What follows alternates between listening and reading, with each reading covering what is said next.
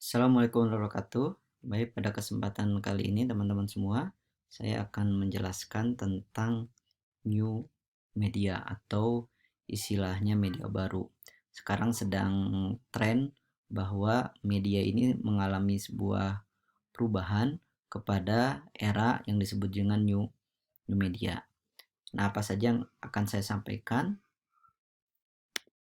Yang pertama, kita akan melihat bagaimana perkembangan media di Indonesia khususnya, kemudian apa itu definisi new media, kemudian apa karakteristik dari new media, kemudian jenis media baru apa saja, kemudian perbedaan media lama dan media baru itu seperti apa. Nah, bahwa kita ketahui bahwa era sekarang orang sudah jarang sekali menonton televisi. Orang sekarang sudah cenderung menonton YouTube. Ketika sangat jarang sekali anak-anak sekarang melihat tayangan-tayangan televisi. Bahkan tayangan-tayangan televisi gitu itu hadir di YouTube, sehingga lebih senang melihat tayangan-tayangan siaran ulang apa yang ditayangkan di televisi melalui YouTube. Nah, inilah bagaimana perkembangan era media baru yang telah masuk ke dalam wilayah-wilayah diri kita gitu, yang berada di dalam sekeliling kita. Nah, dulu tahun 90-an itu udah cenderung orang bapak-bapak gitu ya, kalangan itu senang melihat atau membaca koran. Sekarang semuanya itu beralih di handphone gitu ya. Bahkan industri percetakan atau koran sekarang sudah bikin e-paper gitu ya. Jadi tampilannya tampilan koran, tapi itu hadir di handphone. Sekarang sudah bertransformasi ke sana. Karena kenapa? Cukup dengan handphone, orang itu sudah dengan mudah gitu ya. Sudah dengan mudah mendapatkan informasi. Nah, ini adalah perkembangan yang memang sekarang rasakan di era digital ini. Nah, ini terjadi beberapa perkembangan. Bagaimana perkembangan media itu masa lalu ketika abad sebelum Masehi sampai dengan abad 18, masa di mana media itu masih bersifat lisan, kemudian tulisan gitu ya, ditulis dalam kertas, dalam daun, dalam asap dan lain-lain. Kemudian masuklah pada era abad 18, itu sudah masuk kepada media fotografi atau media film gitu ya pada abad 18. Kemudian pada abad 19 masuklah sebuah media cetak yang memang masih sangat sederhana gitu ya, media yang memang dicetak. Kemudian pada abad ke-20 itu mulai masuk radio, televisi gitu ya, itu sudah mulai perkembangan media sudah masuk ke sana. Kemudian sekarang pada era abad ke-21 sudah masuk kepada era komputer gitu ya. Era komputer, bagaimana media ini masuk ke dalam dunia komputer gitu ya, atau dunia digital. Nah, lantas apa itu media baru? Ini media baru adalah muncul akibat inovasi teknologi dalam bidang media meliputi televisi kabel, satelit, teknologi optik, fiber, dan komputer. Jadi media baru ini muncul memang akibat adanya inovasi teknologi. Dari segi sistem, dari segi bagaimana pesan itu disampaikan oleh media itu sama.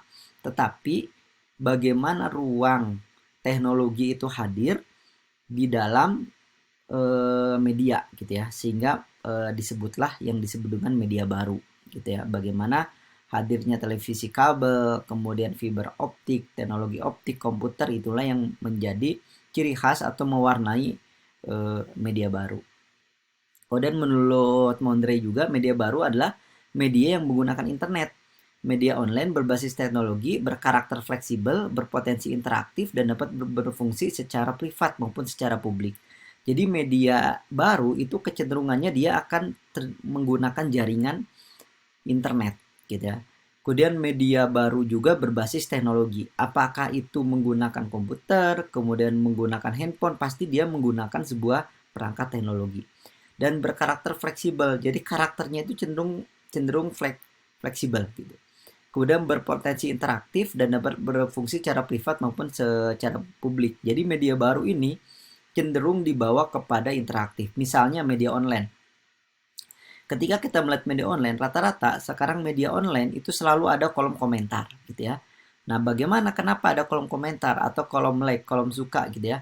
Artinya apa? Artinya ingin bahwa media baru ini adanya interaktif gitu ya, tidak satu arah, adanya interaktif dari apa namanya, dari orang atau komunikan yang memang menerima sebuah pesan, sehingga adanya proses interaktif dan bisa secara privat maupun secara publik. Jadi kita membuat sebuah media, misalnya media baru, memproduksi media baru misalnya bisa digunakan secara privat maupun secara publik, atau kita mengkonsumsinya secara privat maupun secara publik. Nah, ini beberapa karakteristik dari yang disebut dengan media baru. Pertama adalah networking. Artinya apa? Artinya adalah jaringan. Jadi karakteristik dari media baru ini selalu adanya sebuah jaringan. Kemudian yang kedua ada interactivity. Adanya apa? Adanya interaksi antar pengguna gitu. Adanya interaksi antar antar orang yang membuat sebuah pesan gitu ya, pesan media maupun orang yang menerima sebuah pesan. Kemudian yang selanjutnya adalah karakteristik media baru adalah informatif gitu ya. Artinya pasti memberikan sebuah informasi layaknya sebuah media gitu ya, layaknya sebuah media. Kemudian adalah interface, artinya antar muka gitu ya. Yang selanjutnya adalah arsip, artinya ada sebuah arsip atau yang disebut dengan sekarang disebut dengan jejak digital. Adanya jejak digital. Kemudian selanjutnya karakteristiknya adalah simulation. Ini beberapa karakteristik dari media baru. Nah, menurut Maxwell bahwa ada 4 kelompok media baru. Pertama adalah media komunikasi interpersonal. Yaitu apa? Handphone, email, WhatsApp yang itu cenderung personal. Jadi kita mengirim sebuah pesan kepada orang secara personal gitu ya. Kita chat kepada orang secara personal. Nah, itu bagian dari media baru yang termasuk ke dalam golongan media komunikasi interpersonal. Kemudian adalah ada media baru yang itu kelompoknya adalah media bermain interaktif. Seperti apa? Seperti video game gitu ya. Bagaimana orang sekarang memain game, bahkan bagaimana bermain game itu bisa interaktif gitu ya. Dengan orang itu jarak jauh gitu ya. Dengan orang yang kadang-kadang tidak kenal kita bisa bermain game. Nah, artinya apa? Artinya adanya transformasi media yang itu bisa bermain interaktif dengan orang yang sekalipun kita tidak kenal. Kemudian ada kelompok media baru yaitu media pencarian informasi atau portal atau search engine. Nah, ini beberapa pencarian informasi. Yang terakhir adalah media partisipasi kolektif, yaitu apa? Media sosial yang sering kita gunakan ya. Bagaimana partisipasi kolektif gitu ya, orang bisa saling interaksi yang sangat masif gitu ya di melalui jejaring media sosial. Nah, kemudian menurut Nasrullah ini perbedaan antara media lama dan media baru ya. Era media lama atau disebut dengan broadcast dan era media baru atau disebut dengan interactivity. Yang pertama adalah tersentral gitu ya. Bagaimana media lama ini lebih kecenderungan tersentral kepada satu sumber banyak khalayak. Misalnya televisi hanya tersentral kepada banyak khalayak. Tapi kalau media baru itu tersebar dari banyak sumber ke banyak khalayak gitu ya. Jadi sumbernya banyak gitu ya. Orang sekarang bisa bikin media. Kalau dulu cenderung media itu dikuasai oleh segelintir orang. Kalau sekarang era media baru, orang bisa membuat bahkan memproduksi sebuah konten media. Nah, jadi lebih kesebar. Kemudian komunikasinya terjadi satu arah, jelasnya televisi misalnya itu terjadi satu arah. Kemudian kalau era media baru komunikasi terjadi timbal balik atau dua arah. Kemudian terbuka peluang sumber atau media untuk dikuasai. Jadi terbukanya peluang sumber atau jadi seseorang itu bisa menguasai sebuah media gitu ya, hanya segelintir orang. Itu kalau media lama. Tapi kalau media baru tertutupnya penguasa media dan bebasnya kontrol terhadap sumber. Jadi bebas karena orang itu bisa memproduksi konten-konten yang itu halayaknya itu seperti konten-konten sebuah media. Salah satunya adalah media sosial tadi. Facebook, YouTube, dan yang lainnya. Kemudian media merupakan instrumen yang melanggengkan strata dan ketidakstrataan kelas sosial gitu ya. Jadi seolah-olah media ini merekam orang-orang yang memiliki kelas sosial. Ketika orang masuk ke dalam media tertentu, seseorang itu naik derajat kelasnya. Tetapi kalau Media baru, media memfasilitasi setiap khalayak, jadi memfasilitasi semua khalayak yang ada. Kemudian selanjutnya adalah media lama ini terfragmentasi khalayak dan dianggap sebagai massa. Jadi khalayak ini dianggap sebagai massa gitu ya. Hanya dianggap sebagai linier, hanya sebagai orang yang akan menerima pesan. Tetapi kalau di media baru, khalayak bisa terlihat sesuai dengan karakter dan tanpa meninggalkan keragaman identitas masing-masing. Kemudian media dianggap dapat atau sebagai alat mempengaruhi kesadaran.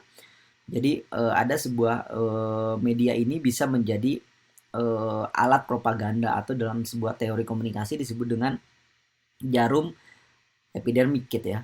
Tetapi kalau media baru, media melibatkan pengalaman khalayak baik secara ruang maupun waktu. Jadi khalayak itulah yang menyampaikan sebuah pesan itu berdasarkan berdasarkan pengalaman yang memang dia rasakan. Nah, ini perbedaan antara media lama dan media baru. Nah, terjadi sebuah perubahan. Sehingga menurut Maxwell ini terjadi sebuah perubahan model komunikasi antara media lama dengan media baru.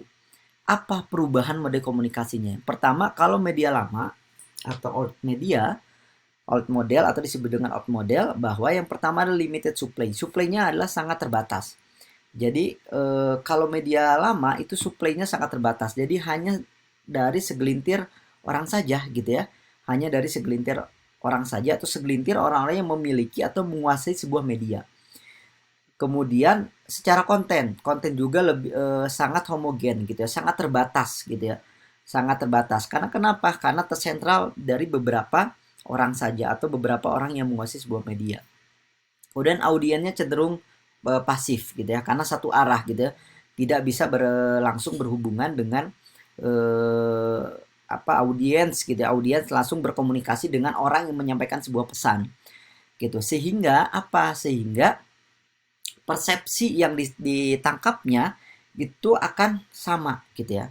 Sehingga akan sama. Makanya kenapa dalam old media model ini maka terjadilah sebuah teori yang disebut dengan jarum epidermik gitu yang saya sebutkan. Ketika kita memberikan sebuah efek pesan secara terus-menerus, maka si khalayak atau audiens itu akan sangat kecenderungan efeknya akan sama pengaruhnya gitu. Tapi kalau new model itu tidak. Itu yang pertama adalah many different sources. Artinya apa? Sangat beragam gitu ya. Jadi orang supply-nya itu sangat beragam gitu ya. Karena orang bisa memproduksi pesan, bisa memproduksi konten layaknya sebuah media melalui apa? Melalui media sosial gitu ya, dan yang lainnya. Kemudian different channel and content. Jadi sangat beragamnya channel gitu ya. Kemudian kontennya sangat beragam gitu ya. Orang bisa via YouTube, via Facebook, via Twitter gitu ya, via TikTok gitu ya, untuk menyampaikan sebuah pesan gitu ya, untuk menyampaikan sebuah konten. Sehingga terjadilah fragmented dan aktif user. Jadi audiensnya ini aktif gitu ya. Audiensnya aktif, yang kalau old model itu yang media lama itu audiensnya pasif, tapi kalau ini tidak. Audiensnya aktif gitu. Sehingga pesan yang disampaikan, sehingga efek dari sebuah pesan di media baru adalah efeknya adalah penerimaannya yang tidak sama. Artinya tidak dapat diprediksi. Belum tentu ketika kita menyampaikan sebuah pesan A, yang kita inginkan adalah dia menangkapnya adalah A, maka si orang itu akan mendapatkan pesan A gitu, atau mempersepsikan pesan yang kita sampaikan itu sama A, tetapi tidak, karena dia akan dipengaruhi oleh pesan-pesan yang lain yang itu mirip, misalnya dengan pesan-pesan yang kita sampaikan atau dengan media tertentu yang disampaikan. Nah, ini adalah bagaimana perubahan model komunikasi dari media lama ke media baru. Sehinggalah terjadilah sebuah transformasi proses sosial gitu ya.